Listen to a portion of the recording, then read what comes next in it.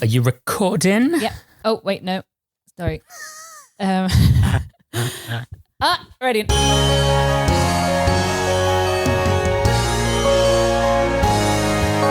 Hello, Pippa. Oh, Andrew, hi. This is the Showstopper Podcast, a more or less monthly chat with amazing people from the world of musical theatre, comedy, and improvisation. And it's brought to you by the people behind Showstopper, the improvised musical, the West End improvised musical. But isn't it funny because I'm in my house and you're in your house? Yes, I mean, in many ways, that's the natural order of things. But at the same time, it's a bit unusual. I just feel like I've got so much energy that I want to be on a stage somewhere singing a song that someone wants to hear.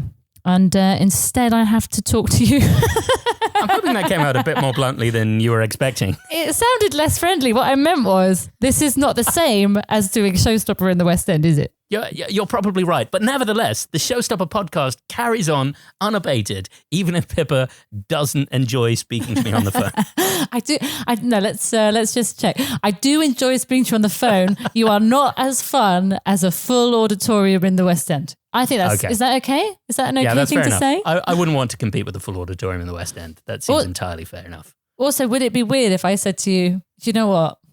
They can keep their auditoriums. I just want to talk to you. Yeah, you're right. That would be unacceptably creepy. Hey, Andrew, we did a fun thing. Yeah, we did. That's right. We, the Showstoppers, presented live on the internet the Showstoppers Alternative Eurovision Song Contest. That's right. It was Friday, the 15th of May. It went out, and it literally went out live from mine and your living rooms, whilst the entrance formed by lots of the wonderful Showstoppers had been created by you and them in a sort of, would you say, a 2-week window? Yeah, I mean, in retrospect, it feels like 3 or 4 decades. But yeah, apparently we did it all in 2 weeks. All of our amazing Showstopper chums went away and they wrote songs that they would imagine could be part of the Eurovision Song Contest. They recorded music videos to go along with those, and you and I hosted live and we played the music videos, and people threw in their comments live and voted on the song that they thought was the best. We raised money for the care workers charity that supports care workers when they need care. So that was great as well, wasn't it? Because you never know with fundraisers. You always wonder, will people contribute? And people were so generous. So yeah, over £7,000 so far, listeners. That's right. You can go and still donate to them if you want to watch the show on YouTube. Absolutely, yeah. You can still find that show on Facebook or on YouTube. And yeah, you can go to justgiving.com/the Showstoppers. What was it like, Pippa? What was it like doing a live show from our rooms? Well, I think with retrospect, we didn't really sort of explain to the viewers at home what we could actually see, because I could only see half of your face and I couldn't hear any of the videos. And if I wanted to talk to you during a video, I had to really WhatsApp you because you couldn't hear me because you were listening to the audio of the videos.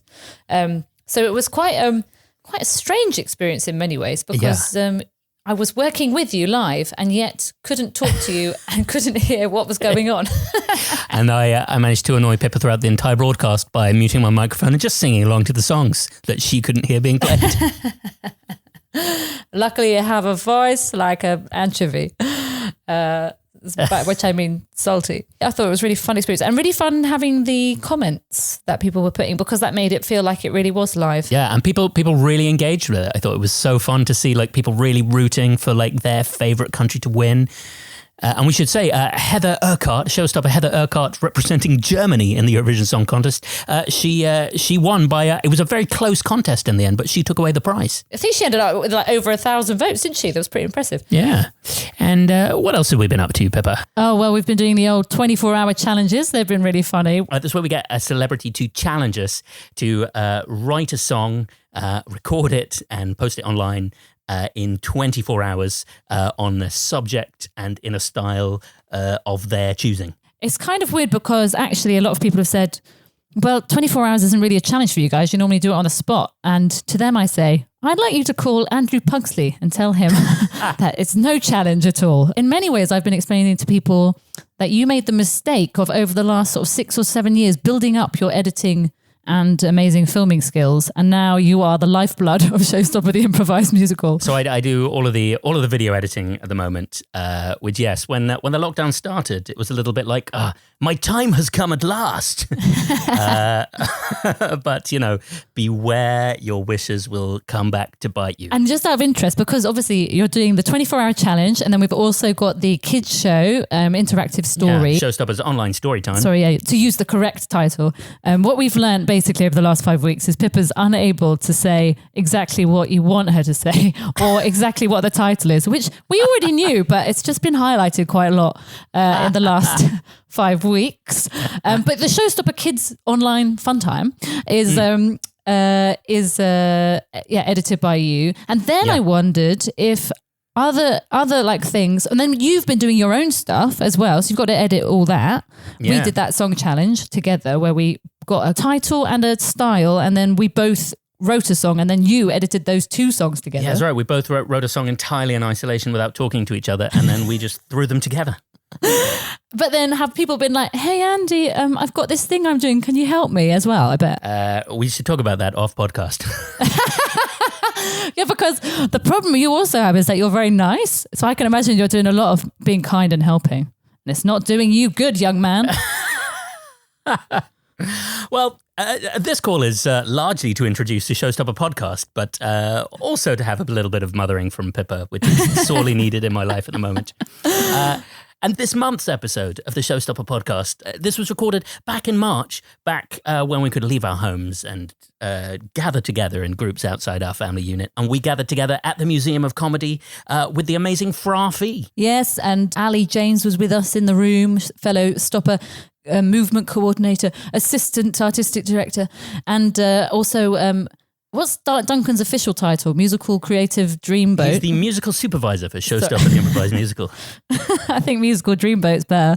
And it was just great to have Fra, because actually Fra went to university with Jonathan Ainscough from Showstopper. I said his name weird because my other friend Jonathan just sent me a message on WhatsApp and it came up on my screen and I panicked. Wow. Yeah, weird, creepy. That's proper Twilight Zone stuff. Imagine that was an episode of The Twilight Zone. Whenever you said someone's name, someone with the same name got in touch with you. They'd be like, hey, John, I'm not sure your script writing's really up to scratch anymore. Delve into the not exactly mysterious and unknown, but slightly unusual. Slightly almost a dinner party anecdote, but not quite. But anyway, Fra came to visit us and talk to us about his amazing career. He was in Les Mis movie, so we can say that he's a movie star. We've had a movie star on our podcast. Absolutely. Amazing West End performer, general awesome bloke. Shall we listen to the podcast? What a very good idea. Here we go. Let's have a listen. To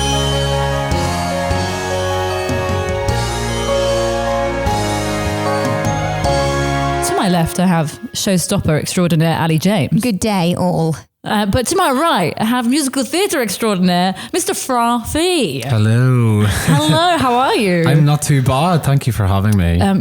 You are welcome. Maybe we should just mention how many times we've tried to make this happen. I know. I'm so sorry. I mean, is this maybe the fourth attempt? Maybe it's the fourth, but it's just because you're so popular. Hardly. I'm probably doing something very stupid the previous times, but it's good to be here anyway. I think you were doing Brian Friel's translation, which I think is the furthest from stupid. It's very highbrow, if anything. That silly old thing. Yeah. How was that? How was that being in translations? Oh God, I had such a good time. I feel as though I have a sense of unfinished business with it, to be honest, because this was a remount of a previous production that they did last year at the National, which I didn't do. So I felt as though I could have gone on and done it for a further 6 months or something. It was a very special play because we study it at school. Yeah. It's on the syllabus. I think it's on the syllabus in England as well. But Yes. Oh yeah. Oh, did you guys study it? Yeah.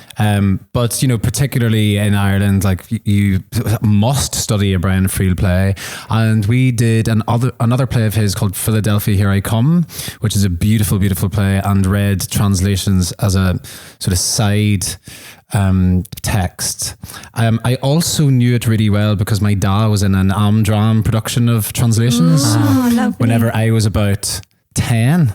And being the very wordy play that it is, and being community theatre, and everyone in the cast has real jobs to do and other priorities, I was the fella at the back prompting everyone in case they forgot their lines, and I was used a hell of a lot. Just this little 10-year-old boy's voice coming through the wooden set or the plastic set, doing my little bits of Latin quotes and stuff. It was very, very funny, but I got to know the text very, very well as a result. Because we did that at school, and we also, because no one was putting it on, there was no national theatre production of Brian Field's translation, so we went to see an amateur production, and the company obviously was really surprised that they'd sold out their entire run because everybody in London, all the schools were just piling in on seeing this show. Yeah. But I remember, I thought it was wonderful. It's such a beautiful play. Oh, it's a masterpiece. It really is. And it's just so, it's for everybody. It's got absolutely universal themes in it. But coming from Ireland, and I guess the Scots would probably feel this as well, particularly anyone that came from the islands. There is a historical sense of self that feels as though you've been oppressed and sort of driven out, and that your culture has perhaps been taken away from you. I don't speak Irish. There's a very funny anecdote that I'll not tell you about when I pretended to be able to speak Irish in a call centre in Manchester. I'll not say the whole story because it'll take about 2 hours, but I learned one phrase, which was Lilin Skercha Shaw and Jiglat Fragart Amerlilidhol, which means, during this phone call, will you please speak in English? So that, doing the play and sort of reconciling with my, heritage and sort of historical sense of self and belonging was very cathartic. And, as a result, I'm insisting that I take Irish language classes of an evening just to sort of reconcile that, Yeah. So it was a really powerful and special thing to do. How does the language feel when you speak it? So because you're sort of reconnecting with this part of yourself that maybe has been taken away from you, as you say, so how does it feel to sort of have that language starting to come out of you? As I say, I pretty much just know that one phrase and the Hail Mary. I did study Irish at school for 2 years. Most Catholic schools, you have to. But I've retained very, very little, ashamedly. But particularly when I sing Irish songs in the language, there's something really poetic and lyrical about it. And I just want to sort of do my part in reclaiming that sense of identity. It still exists in the songs that I sing, even if they are, the words are in English or whatever. But I just want to do my best. Yeah, that's lovely. That's really beautiful. So you're one of these rare actors who can really sing. So you don't just do straight plays. You don't just do musical theatre. You do both. And how do you manage to straddle that? Because when we had one of our previous guests, Andy Nyman, he was talking about how he did a few musicals to begin with, and then he realised that he was only going to get cast in musicals, so he stopped doing any musicals for how long? 20 years? Yeah. Wow. And then he just took Fiddler. Which how are you? So amazing. And my goodness me.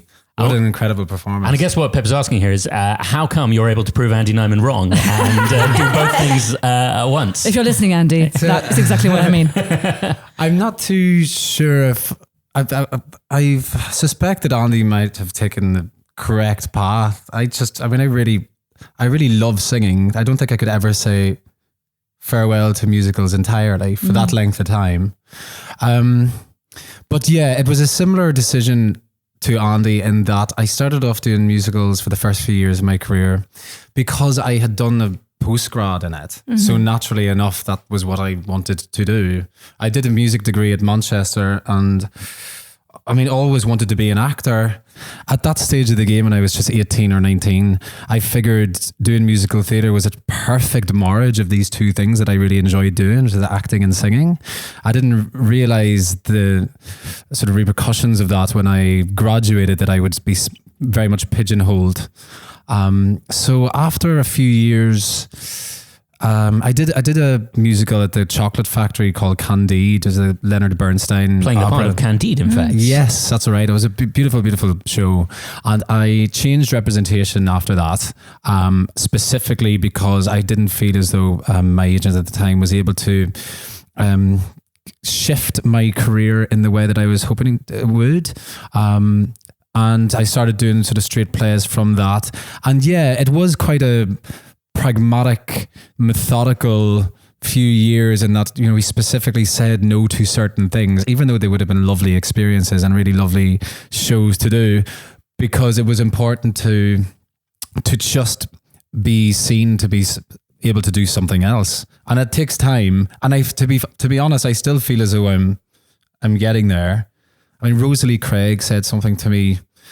We did As You Like It at the National together. You could do 900 plays in London and you will still get referred to as a musical theatre performer, which sort of seems absurd, but that's just the fact. Yeah. So I still think that it's an ongoing process, but unlike Andy, I don't think I'd be able to say no to them for 20 years. They bring such joy. They bring such joy and they're so important in these somewhat sort of precarious times. We all need a little bit of joy. Could you pinpoint your favourite musical you've been in? It probably was Candide, actually. Yeah, I really, really loved it. It's such a mad show, but with the most glorious classical music, really. Mm-hmm. So you sort of had this wonderful conflict between a very, very silly book. The scenes are really outrageous. And then this glorious, heightened, very highbrow sort of music, operatic singing involved and all. So I really, really love that. I'd say I'd put that up at number one. And was it an enjoyable process from start to finish? You had a great cast around you, didn't you? Yeah, I loved it. I absolutely adored it. It was a very, very special time. I'd always loved the Chocolate Factory. I'd seen such amazing reimagined versions of, famous musicals and classical musical theatre. And to get to do one in that capacity with a really wonderful cast, with Scarlett Strallen and David Thaxton and James Dreyfus and all, I just loved it. It was the best. Yeah. But really we need to talk about Les Mis, because did you get to touch Hugh Jackman? I should just say for context, Fra was, of course, in the Tom Hooper. I didn't just turn up at Pinewood one day going, just waiting outside his trailer like a creep. Because the reason I asked that question is because Ruth Bratt, the fellow showstopper, is obsessed with Hugh Jackman. I come a close second. Rightly so. I mean, what a great guy. Dish. Yeah. He's a dish. He's funny and charming. He's got a great Instagram account. And he sings like a dream. So... did you touch him? I mean, it's not like I touched him with his top off or anything, but right. I probably So you did touch him. I probably shook his hand and maybe gave him a hug. This was in a time before coronavirus, everyone. It was allowed. Oh yeah, we weren't just doing the elbow thing. Drawing us back towards Les Miserables, if I may. So you were in the Tom Hooper mega blockbuster musical playing Courfeyrac. Yeah. What was it like to work on such a mammoth production? So much fun. Yeah. It felt like a bit of a baptism of fire because I'd never done any film before. I hadn't really had any training in it. I know some drama schools now that try and incorporate a bit of screen acting, but I only did a 1 year postgrad in musical theatre, so there just wasn't really enough time to sort of cram something like that in. So I felt a little out of my depth, but there were lots of people around me that were in the same boat. A lot of other West End lads and stuff. So we just had really good fun, and I met a lot of really good friends. I met Killian Donnelly in that job, and he's one of my very best mates. Same with Alistair Brommer. We just had a lot of fun. It was extraordinary to take the material that you knew really, really well. Like I was doing the stage show at the same time and utterly turn it on its head and approach it from a completely different perspective. It was really insightful and it was wonderful. Had a great time. And who are you playing on stage I was at the time? in the ensemble, and I covered Marius and Andras. And so how is it switching to a different kind of part of that cog? I'd love to say that all three parts are so different. I mean, Marius and Andras are a bit different, but you know, is it one of the students? Fine, You know, and our objective, as it were, is sort of the same. Sure. You know, win the battle. You know. And the Cofferac character, though, in the film was subverted a little bit. And that usually in the stage show, the character of Grantaire has this lovely paternal sort of relationship over Gavroche, and they switched that to Cofferac in the movie. So that was a nice little dynamic that I got to sort of play with, and but largely sort of the same. I remember I settled down after obviously a long evening of researching Fra Fee on Wikipedia. Sat down, thought I'd watch a film on Amazon Prime, and watched Animals with Alia Shawkat and Holiday Granger. And who turns up but Fra Fee? Yes, we shot that a year and a half ago. It was really fun. Yeah, I mean, those two girls are incredible, aren't they? Yeah, absolutely. They're so great. I read the book first, and it's really very funny. If you get a chance to read the book, it's brilliant. Emma Jane Unsworth is the author who also did the screenplay.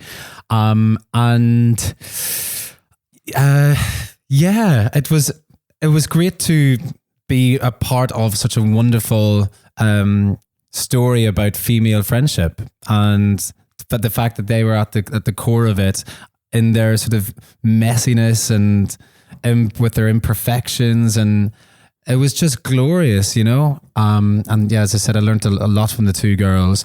The book, as I said, is very, very funny, but the way that the movie was edited, I thought was actually really thought-provoking and like affecting.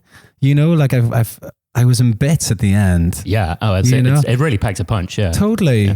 Because, you know, I think a friendship is like any serious relationship that you have, and you go through all the permutations of it. And when it comes to its natural conclusion, for whatever reason, you know, these two girls, sorry for that major spoiler alert, you know, that's really upsetting, and you have to grieve that. Yeah. You know? So I thought it was beautifully done. And we had a really good time promoting it as well. I managed to get to Sundance Festival where it premiered. I was doing the Ferryman on Broadway at the time, and drop that in. And the film premiered on a Monday night, which is the night off in New York when you work in the theatre. So I managed to fly to Utah to go see it. Stayed up all night just celebrating, and then went straight back to New York and did a play on the Tuesday. Pretty mental 48 hours. Yeah, wow. Yeah, it was good. It was fun. And in the film, you play a pianist in Animals. I googled afterwards something along the lines of, is Fra Fee really playing the piano? And you know what came up was a website saying no one knows if Fra Fee is really playing the piano in the film Animals. So we can settle this big Titanic mystery right now. I mean, just to say, that article really made me laugh. It was so funny. The best promotion for the film ever. I think it was in Classical FM. Yeah, that's right. Yeah. They did the article online, and so yes, I play about 90% of the piano playing. There was one section of the what's your man? The minimalist Philip Glass. That was the really hard piece that I play in the recital scene, and it was just the last section. I just couldn't do it, you know, in the way that a professional concert pianist would. So they had someone in just to cover that bit. Right. Yeah. This older dude with really large hairy hands. I remember he came into like the makeup truck that morning. He's like, "Hey, Fra, I'm your piano double," and I was looking at these hands, going, "God!" So I comes in,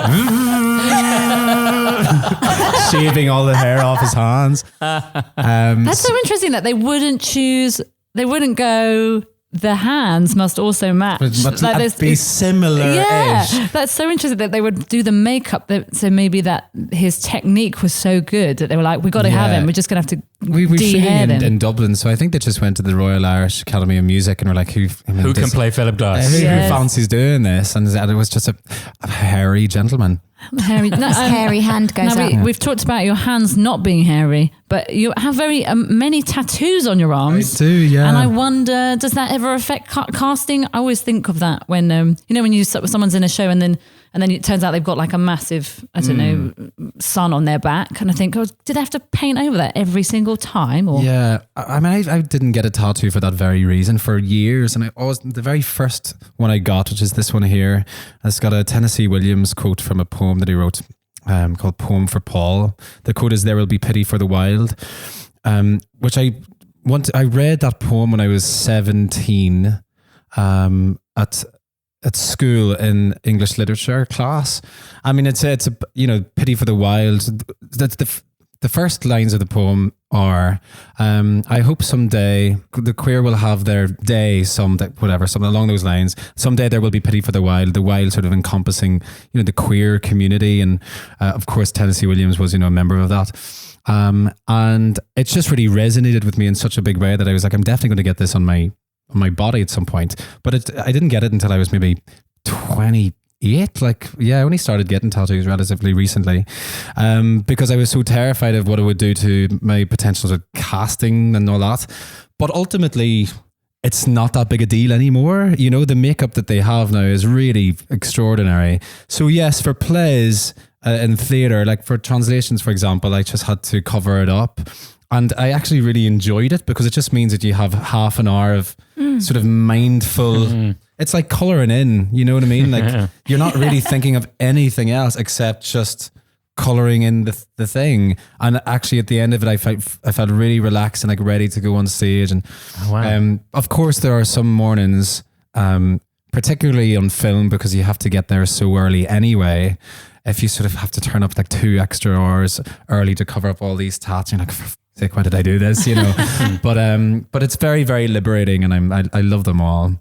It's funny, isn't it? I don't know about you, Ali, but I was for a long time didn't cut my hair because I was told you're more versatile if you have long hair, which is kind of ridiculous because you almost always wear wigs and everything. Yeah. And you're only more versatile in very underpaid fringe theatre where they can't afford a wig. So I don't know, did you have that advice? Yeah, I just wore loads of Smithy wigs, I think, just cheap wigs. But and also I've always wanted to have a crazy colour of hair and never quite had the guts to do it in case it impacts on casting options. So I would quite like to go for like pink or strawberry hair. Yeah, do it. It'd be so fun. Do it. It'd be really fun. Yeah. I've got this tooth's not real because my tooth grew through 3 times, and the last one was like a grain of rice, and I was advised, if you have a weird tooth, your mouth, I look really lopsided with it, and so then they put this fake one in. But my teeth aren't actually in pairs, there's one missing. So if you go around, that's actually our front tooth. Interesting fact about my mouth, everybody. Andrew, anything weird about you? Go on, show us. Hey guys, my front 2 teeth are not real, actually. What, really? Yeah, these just half of them, they're caps. Why? What happened? Front 2, because when I was about 12, I had sort of flu, I was at school, I had a sort of mild fever, but had swimming.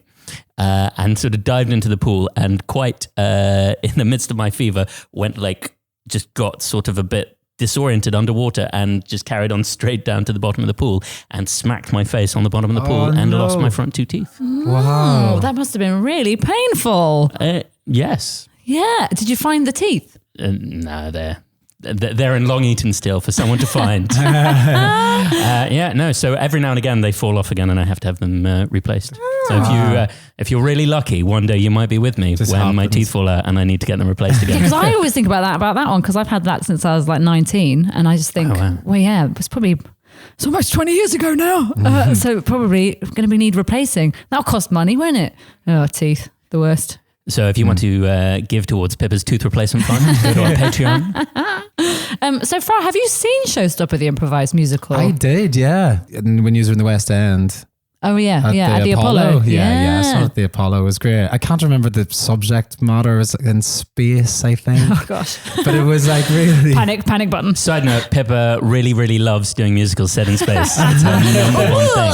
Side note, Andrew and I actually Really genuinely do. love doing musicals in It was space. it was absolutely incredible. I genuinely have no idea how you guys do it. It's extraordinary. Thank you. It was really, really amazing. Was Angela Merkel in it? There was one space one where I ended up being Angela Merkel. Yeah, we should say that's a character played by Pippa. Yeah. Angela Merkel has never come along to guest in Showstopper the Improvised Musical. Yeah. Yeah, exactly. We should Didn't scale them realise to that a was workshop. part of her skill set. More fun than you think, you know.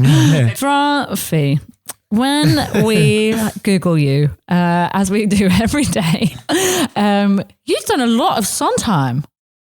Yes. Have I? Yeah, well, according to Wikipedia, which is our main source of information for most things. What? You've done little night music. Yes, concert versions of things. Yeah, I've yet to actually do like a full blown. Oh, really? Well, I did Sweeney Todd when I was a kid, a sort of youth opera production. But yes, with little night music. Follies. I did an actual production of that in an opera house in France, in Toulon, which was really, really gorgeous. Stephen Sondheim is just without doubt the absolute master, and anyone who says otherwise, I'm sorry, you're wrong. And I get the most joy out of singing Stephen Sondheim songs. It's so easy to immediately get underneath them and just be. He writes for the actor so well. Is there a particular role of his you'd like to play? George in Sunday in the Park with George, which I did at university as well. But yeah, I'm letting Jake do that one this summer. Sure. And Very generous of you. Just Pass it on to make Jake space for Gyllenhaal. Jake. My people talk to his people. I was like, you can have it. It's grand. And I'll just do it next time, you know? Yeah. Context alarm, Hollywood star Jake Gyllenhaal is starring in Sunday at the Park with George this summer in the West End. Yeah. I would absolutely love to play that part. I'd also love to play Frank in Merrily We Roll Along. Yeah. One of our favourite questions is also, what's the part you'd like to play that you'll never get to play? Like mine is Fagin. Very unlikely. Oh, I'm sure there's a few. I'd quite like to play Matilda. Isn't that such Excellent a great choice. show? Yeah. And, with songs that are written for children so well, you know, I would get a lot out of that because they're just brilliant dramatic pieces. The for song children. Quiet, I think, is one it's of the amazing. most beautiful songs Yeah. ever. And I think most people can relate to that. All the noise in your head that you just wish would go away. Absolutely. Like when you think in a mental health perspective, like it's so insightful, and yeah, it's brilliant. I'm going to go with that one, but there are probably more. Yeah, great. Great, Yeah. good answer. Really good answer. What about you, Ali James? Yeah, great First question. time on the podcast. I'd really like to play Audrey too. Nice. The plant. In Yeah. Little Shop of Horrors. Yeah. I'd like to puppet it and do the voice at the same time. Oh, wow. So And always- paint the set. Yeah. And play in the band. Control freak much. I always sort of imagine myself sat in the pod, a bit like that small gremlin in Labyrinth, in the movie Labyrinth, when the head gets blown off the robot, and I'm sort of controlling everything, and I've got a head mic, and I'm eating Audrey. I just think that could be really fun. Brilliant. Yeah. Do we feel like we want to make up a song? Yeah. my How do you goodness feel about that, me, Fra? I'm so scared. I'm very scared. Can you put into words for our wonderful audience home, like what is it that's frightening of it? Is it just that it's unknown? Is it? There was a misconception at a rehearsal for a film that I'm doing at the moment a few weeks ago, and the director was like, how do you feel about improv? And I was like, oh my God, I was so terrified of it. It really, really makes me nervous. And then she got the complete wrong idea, because she sort of just was referring to like being truthful in the moment, as opposed to, because I've always just, my immediate things when I hear the word improv are rhyming couplets and funny to make people laugh. So that's why I find it nerve-wracking, because it's the pressure to be funny. But if we're just having a little chat, I mean, this is improv. Yeah. At the end of the day, Life that's is, fine. right? But yeah, I guess a pressure to rhyme and over swear because right, I'm panicking. Oh yeah. So the first thing we always say is no rhyming needed at all. No rhyming needed because we're very modern. Yeah, we're very modern, and lots of songs don't rhyme, and also lots of songs aren't funny. So I think that's where Showstopper's different, perhaps, from a lot of improvised comedy shows, is that it's not actually, our aim isn't to be funny through in the songs. Our aims are to make really great musical theatre songs. They might happen to be funny. Okay. Yeah. So there's no pressure to be funny at all. Great.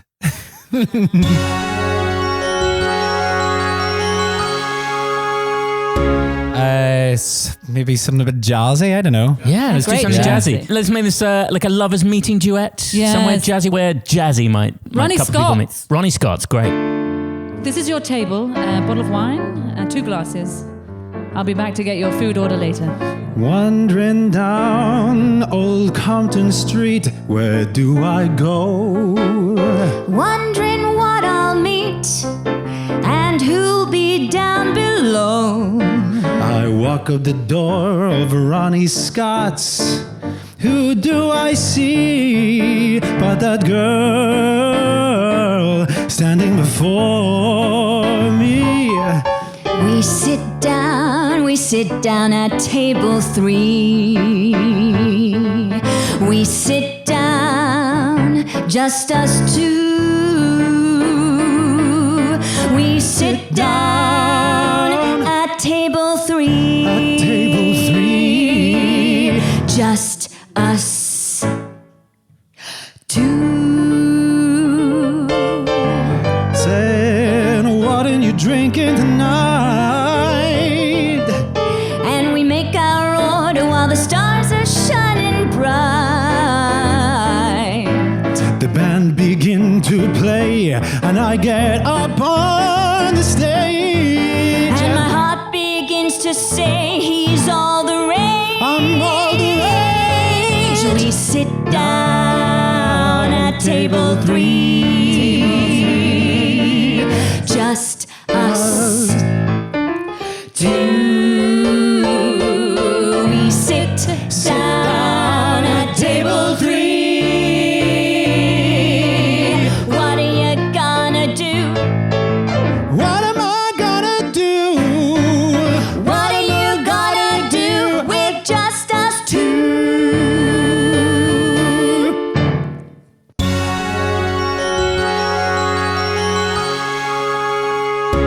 Well, that was fun, wasn't it? Do you know what's really I'm sad about, though, is that our listeners couldn't see his tattoos. Amazing tattoos. Yeah, we should definitely just kind of live stream video next time. Next time there's someone on with amazing tattoos, we'll add a video element. Can you imagine if we said we're just going to put a camera on your arms right now? Just so the whole thing will just be your arms. But anyway, what we were talking about was Fra and how great. I've been on my own. I've forgotten how to talk to anyone. But yeah, really great. I really love his energy. I think he's just a really sound bloke. And what a voice. Oh my goodness, like an angel. That was Showstopper, the improvised musical podcast. And that was, in fact, the Showstopper podcast. You're right. And we'll be making another one. Yeah, absolutely. By hook or by crook, in some way. We've used up our little bank of pre-recorded podcasts from before lockdown began. But don't worry, we will be appearing in your streams next month. We just don't know exactly what form it'll take. But, have a listen and be surprised. We've got some ideas up our sleeveys. And we'll see if they come to fruition or if Andrew decides that he's just going to go analog from having got sick of editing so many things. So, wow, what does an analog podcast look like? I don't know. I'm just imagining an 8-track. Okay, great. I'll just hand deliver an 8-track to all of our podcast subscribers because that'll be a lot less work than just editing one. Well, it would be harder now that we've had so many subscribers and listeners, though, won't it, Andrew? Hey, that's right, because we passed a milestone, Pippa. Yes, we did. You remind us what it was, because we know I'll quote it wrong. We've officially had 10,000 lifetime downloads of the Showstopper podcast. Boop, boop, boop, boop, boop. If that's not worth a cookie, I don't know what is. That's right, listeners. Treat yourself to a cookie. And while you're doing it, why don't you try and help us get the next 10,000 downloads by sharing this podcast with a friend and or loved one. Yes, and you can follow us on Twitter at The Showstoppers. You can follow us on Instagram at Showstopper Musical. You can follow us on the Facebook at Facebook/The Showstoppers. And as always, please subscribe to the podcast, rate and review, give us some good old 5 stars. It only takes a minute, but it's super helpful in getting us some new lovely listeners. Okay, love you. Bye. Bye.